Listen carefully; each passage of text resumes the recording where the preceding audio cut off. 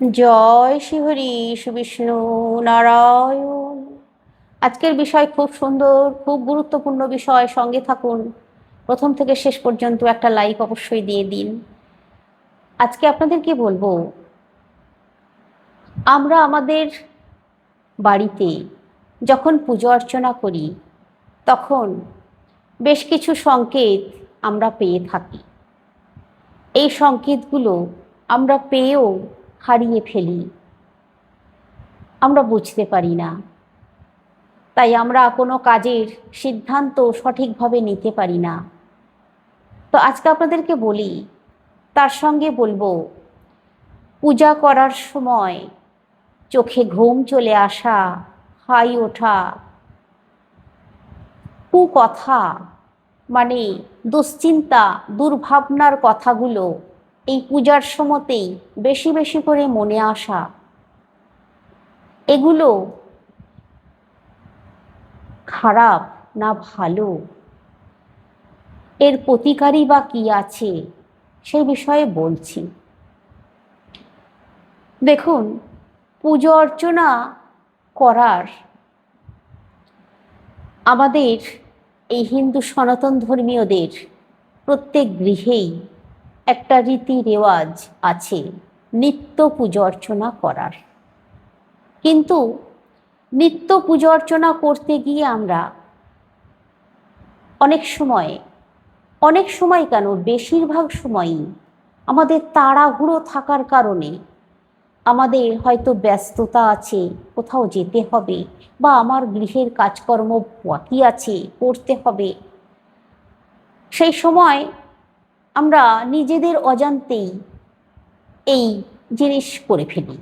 যেমন ধরুন, পুজো করতে যাব, স্নান করে এসেছি, তাড়াহুড়ো করে পরিষ্কার কাপড়টা বিছানাতেই রেখে দিলাম, বিছানা থেকে নিয়ে কাপড় পরছি। পুজোর করার আগে বিছানায় কাপড় রেখে সেই কাপড় পরে পুজো করবেন না, এতে গৃহের লক্ষ্মী চঞ্চল হন। তারপর পুজো করার সময়, স্নান করার পর আমরা যখন পুজো করব, সেই সময় আমরা মহিলারা বিশেষ করে ভিজে মাথা গামছা জড়িয়ে নিই। তারপর কোনো রকমে কাপড়টা পরে ঠাকুরের কাছে চলে যাই, ধূপ প্রদীপ জ্বালিয়ে ঠাকুরকে জল বাতাসা নিবেদন করে সঙ্গে সঙ্গে একটা প্রণাম ঠুকে আমাদের পুজো করে ফেলি। কিন্তু জানেন কি, ভিজে মাথায় এইভাবে গামছা জড়িয়ে, সিঁদুর না পরে বা চুল ভালো করে না আঁচড়িয়ে ঠাকুরের কাছে যাওয়াই উচিত নয়। ঠাকুর দেবতাদের কাছে যেতে হয় খুব সুন্দরভাবে, পরিপাটিভাবে, খুব সুন্দরভাবে গুছিয়ে পোশাক পরতে হয়, শুদ্ধ পোশাক। তারপর ভালো করে চুল আঁচড়ে নিতে হবে। তারপর বিবাহিত মহিলাদের সিঁদুর পরতে হবে। তারপর ঠাকুর দেবতাদেরকে পুজো করতে হবে। তাহলে কি হয় জানেন, কখনোই গৃহে অলক্ষ্মী প্রবেশ করে না। গৃহের লক্ষ্মী গৃহেই থাকেন, গৃহের লক্ষ্মী গৃহ ছেড়ে যান না। তাড়াহুড়োতে এই ভুলগুলো করে ফেলা কিন্তু মোটেই উচিত নয়। তারপর তাড়াহুড়ো করে আমরা প্রদীপ জ্বালাই। যে দেশলাই কাঠিটা দিয়ে প্রদীপ জ্বালিয়েছি, ওই প্রদীপেই আবার ধূপ জ্বালিয়ে নিই। আর একটা দেশলাই কাঠি আমরা জ্বালাই না। এটা কিন্তু খরচ বাঁচানোর জন্য নয়, ভালো করে ভাবুন, এটা তাড়াহুড়োর কারণে। এই প্রদীপটা জ্বালিয়ে দিয়েছি, তাহলে ওতেই আমরা ধূপটা জ্বালিয়ে নিই। কিন্তু কখনো এটা করা উচিত নয়। এটা করলেও কিন্তু ভীষণ অমঙ্গল আসে। শঙ্খ বাজাচ্ছি, বাজানোর আগে আমরা শঙ্খে জল দিই না, সেই বাঁশি শঙ্খেই আমরা ফুঁ দিয়ে দিই। এটাও কিন্তু উচিত নয়। আবার শঙ্খ বাজানোর পর তাড়াহুড়ো করে শঙ্খটাকে সেই স্থানে তুলে দিই, না ধুয়েই। শঙ্খ ধুয়ে তারপর তোলা উচিত। তো যাই বা হোক, এই ভুলগুলো আমরা তাড়াহুড়োর জন্যই হয়ে যায়। দেখুন, যে সংকেতগুলোর কথা বলছিলাম, এবার আপনাদেরকে বলি এই সংকেতগুলোর কথা। পুজো করার সময় যদি আপনারা শুদ্ধভাবে শুদ্ধ মনে পুজো করেন, তাহলে এই সংকেতগুলো আশা করছি আপনারা পাবেন বা পেয়েছেন, হয়তো বুঝতে পারেননি। তো যাই বা হোক, বলি আপনাদেরকে, পুজো করার সময় আপনারা যে প্রদীপটা প্রজ্বলিত করলেন ঠাকুরের কাছে, ওই প্রদীপটা যদি খুব সুন্দরভাবে উজ্জ্বল হয়ে জ্বলতে থাকে, প্রদীপের শিখা সোজাভাবে সুন্দরভাবে জ্বলতে থাকে, প্রদীপের শিখাটা যেন আগের থেকে অনেক বেশি উজ্জ্বল হয়ে গেছে মনে হয়ে যায় আপনার, প্রদীপ একভাবে সুন্দরভাবে জ্বলে, তাহলে জানবেন এটা খুব শুভ সংকেত। আগামী দিনে আপনি যে কাজে হাত দেবেন সেই কাজ আপনার সম্পন্ন হবে।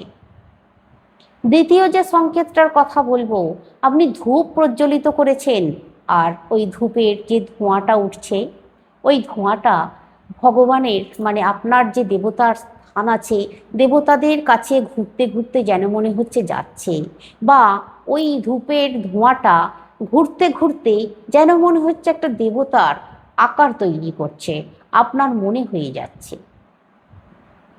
এটাও কিন্তু খুব শুভ সংকেত। আপনার গৃহে কোনো অশুভ শক্তি প্রভাব নেই, আপনার গৃহ অতি শুদ্ধ পবিত্র আছে, এটা জেনে নিন, বুঝে নিন। তবে এখানে একটা কথা আপনাদেরকে না বললেই নয়, বলে দিই, এই যে ধূপ প্রদীপ আপনারা প্রজ্বলিত করেন, এই ধূপ প্রদীপ কখনোই একেবারে ঠাকুরের সামনেই রেখে দেবেন না। ঠাকুরের কাছ থেকে অন্তত 1-1.5 হাত দূরে ধূপ প্রদীপ রাখুন। ধূপের ধোঁয়া যেন সরাসরি একেবারেই ঠাকুরের মুখে লেগে না যায়, একটু দূরে রাখুন। ধূপের ধোঁয়া ঘুরতে ঘুরতে ঠাকুরের দিকে যাবে, এটাই শুভ। এবার বলি তৃতীয় যে সংকেতটার কথা। এই তৃতীয় সংকেতটা হচ্ছে, পুজো করার সময় আপনার গৃহে কোনো অতিথি চলে আসলো, বা আপনি সন্ধ্যার সময় সন্ধ্যা দেখাচ্ছেন, সেই সময় আপনার গৃহে আপনার স্বামী বা আপনার সন্তানেরা বাইরে কাজে গিয়েছিল, ঠিক সেই মুহূর্তে বাড়িতে প্রবেশ করছে, এটা অত্যন্ত শুভ জানবেন। আপনার গৃহের মানুষজন আপনার আয়ু 10 গুণ বৃদ্ধি পাবে, খুব শুভ। পুজো করার সময় কোনো অতিথি, কোনো ভিখারি, কোনো সাধু বেশধারী বা কোনো বৈষ্ণবী যদি আপনার গৃহে চলে আসে, এমনকি যদি কোনো হিজড়ে চলে আসে সাহায্যের জন্য, অবশ্যই জানবেন আপনার ভাগ্য ফিরতে চলেছে, আপনার ভাগ্য আগের থেকে অনেক বেশি উজ্জ্বল হতে চলেছে। আপনি আগামী দিনে ভালো কাজ কিছু করতে চাইছেন, তার সিদ্ধান্ত নিয়ে নিন, দেখবেন আপনি সফল হচ্ছেন। এবার চতুর্থ যে সংকেতটার কথা বলবো, এই চতুর্থ সংকেতটা হচ্ছে, আপনি আপনার গৃহে পুজো করছেন, সেই সময় আপনার দরজাটা হয়তো খোলা আছে, সেইখান দিয়ে কোনো বিড়াল আপনার গৃহে প্রবেশ করলো, এটাও কিন্তু শুভ সংকেত। বিড়াল হচ্ছে মা ষষ্ঠীর বাহন। আপনার গৃহে যদি পুজো করার সময় এমন ঘটনা ঘটে যায়, তাহলে জানবেন আপনার সন্তানেরা অনেক সুস্থ থাকবে আগামী দিনে, আপনার গৃহে শান্তি থাকবে। এবার পঞ্চম যে সংকেতটার কথা বলবো, ঠিক পুজো করার সময়, পুজো ফুল ভগবানকে দেওয়া হয়ে গেছে, শঙ্খের ধ্বনি করা হয়ে গেছে, পুজো সমাপ্ত হয়ে গেছে, ঠিক সেই মুহূর্তে আপনার কাছে একটি ফুল ঠাকুরের স্থান থেকে মাটিতে পড়ল। এটা অত্যন্ত শুভ। আপনি ব্যবসাই করুন বা চাকরি করুন, আপনার উন্নতি হবেই। আপনার উন্নতিতে কেউ বাধা দিয়ে কোনো সুবিধা করতে পারবে না। আপনাকে মা বা আপনার গৃহের যে দেবদেবীরা আছেন রক্ষা